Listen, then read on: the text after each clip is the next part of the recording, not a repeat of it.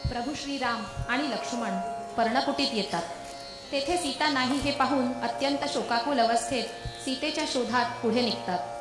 दोघेही अतिशय व्याकुळ आणि भावाकुल होतात. जायबंदी झालेल्या जटायूकडून प्रभूंना समजते की रावणाने सीतेचे अपहरण केले आहे आणि मग ते तिच्या शोधार्थ दक्षिणेकडे निघतात.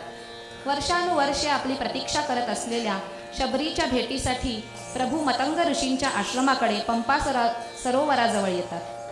कृतार्थ झालेली शबरी तेजामध्ये लीन होते आणि त्यापूर्वी प्रभूंना ऋष्यमुख पर्वतात जाण्यास सांगते. ऋष्यमुख पर्वताकडे जात असताना सुग्रीव प्रथम हनुमानाला पुढे पाठवतात. येथे श्रीराम हनुमान यांची भेट होते.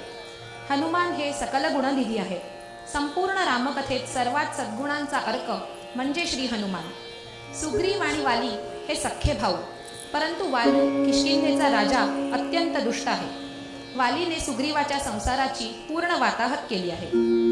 हनुमान हे सुग्रीवाचे सचिव म्हणून प्रभूंची सुग्रीवाशी मैत्री करून देण्यास प्रभूंना विनंती करतात. सुग्रीव आणि श्रीरामांचा परिचय झाल्यावर लगेच त्या ठिकाणी एक वेदी तयार करतात.